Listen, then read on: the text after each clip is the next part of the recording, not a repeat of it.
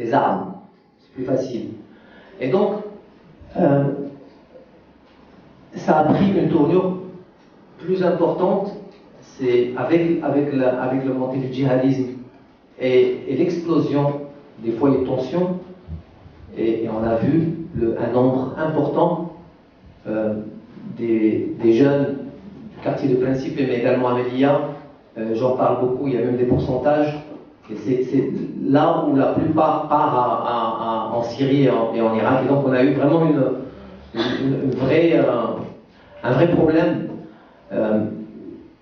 Cela dit, moi quand j'ai circulé là-bas, c'est un quartier comme les quartiers du nord du Maroc. Et puis il y a un traitement.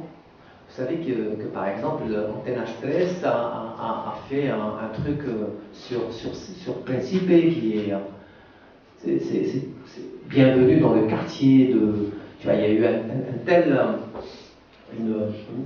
un abattage médiatique sur la population de Principe qui a laissé des traces et qui laisse des traces sur la population musulmane. Maintenant, mon approche, c'est toujours de parler de gens qui essaient d'apporter quelque chose. Et j'ai trouvé des hommes et des femmes qui font un travail magnifique là-bas de rendre la dignité à ces populations-là, surtout aux plus jeunes, aux enfants.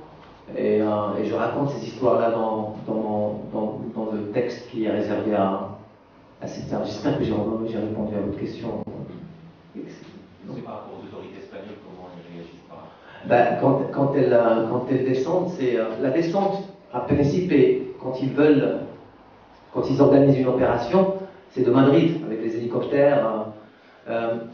Principe, les symboles de l'État espagnol ne sont pas présents dans le quartier. On ne trouve pas de poste, il n'y a pas un commissariat. C'est-à-dire quand ils veulent descendre, c'est les séries américaines, quoi. C'est spectaculaire en général. Voilà.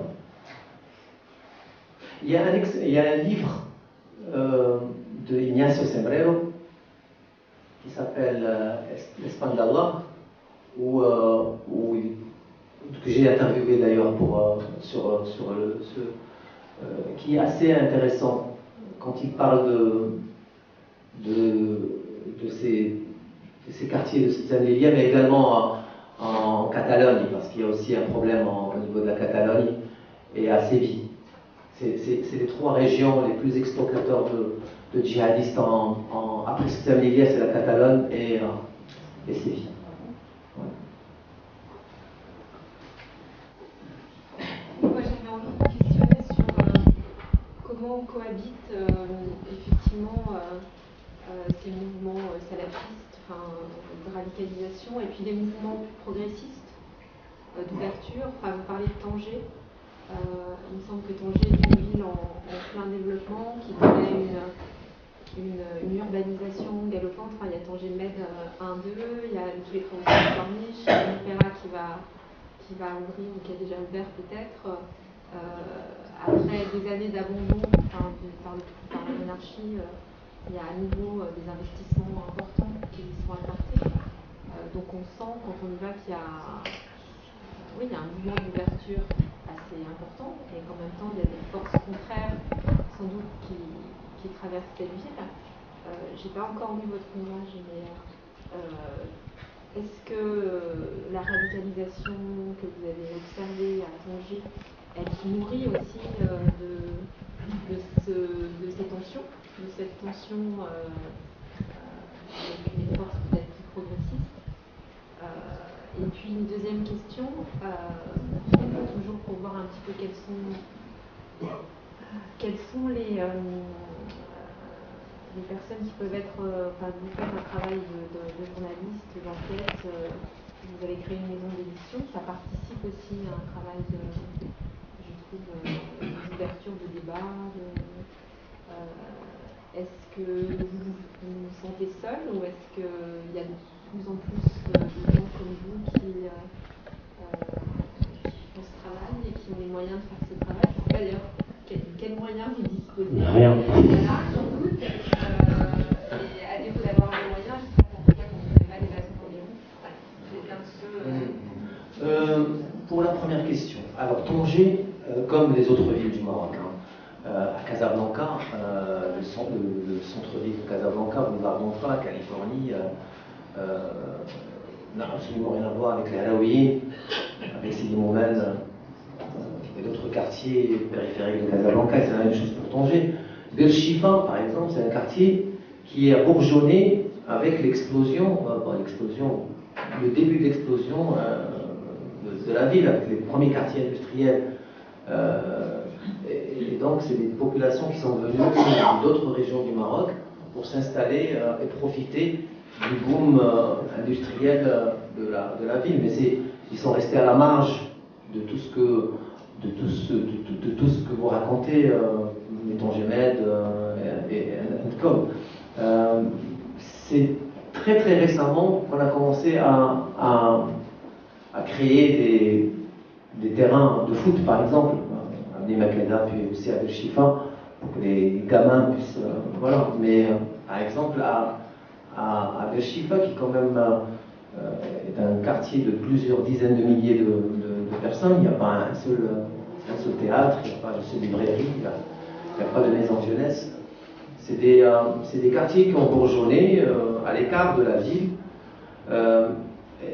et où on vit à l'écart de ce qui se passe. C'est-à-dire que Tanger Med, ça leur dit absolument rien du tout.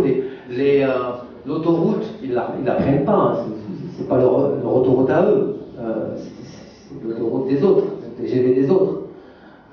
Donc c'est une population qui vit à l'écart de la ville. Les salafistes en général, violents ou non violents, parce qu'ils existent, des non violents salafistes, radicaux par leur mode de vie, mais qui ne sont pas violents, ils vivent en communauté, ils ne pratiquent pas la religion dans les mosquées officielles, ils ne se marient pas comme les autres, ils ne s'endeuillent pas comme les autres.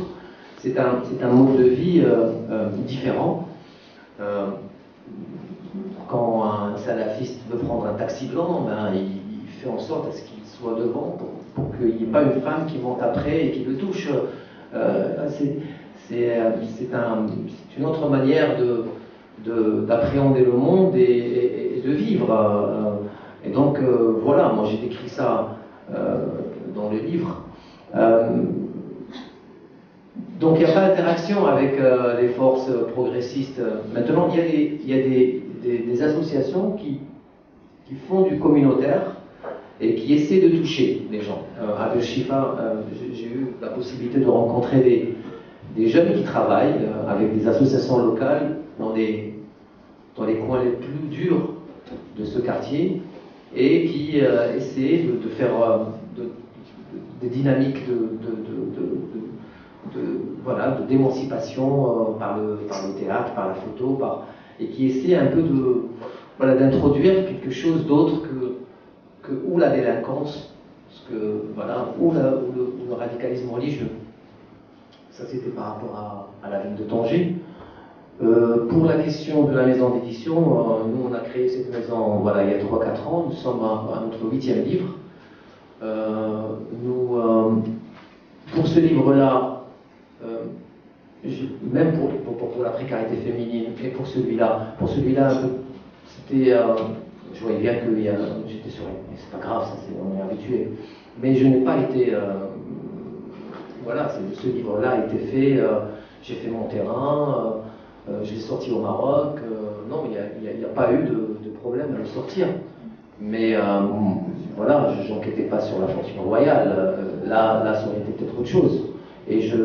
Ou sur d'autres sujets qui restent tabous au Maroc.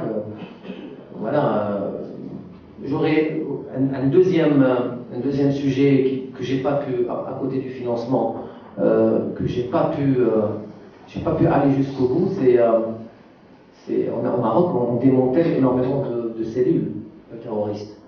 Et quand j'ai parlé à différents salafistes, ils m'ont raconté des histoires sur comment démanteler ces cellules. Et il y a des zones d'ombre que je n'ai pas pu également, pour vous dire.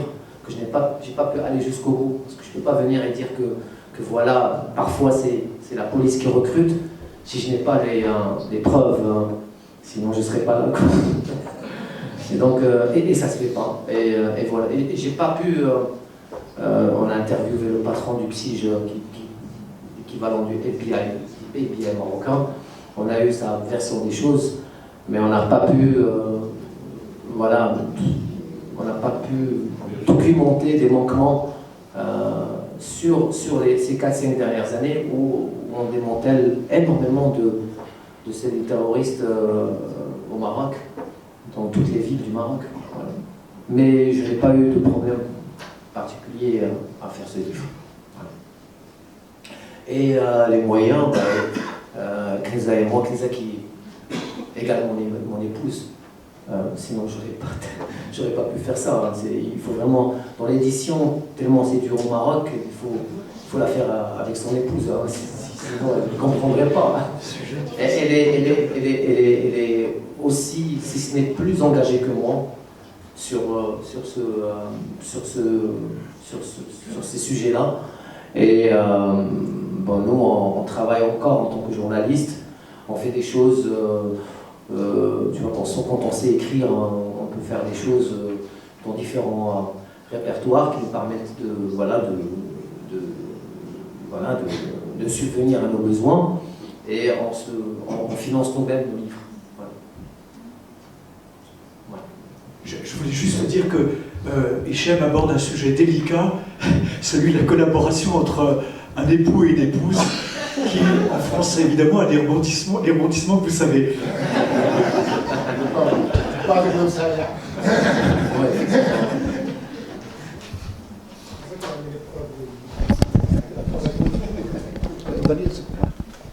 C'est bon. Alors, d'abord, je voulais juste dire un mot concernant.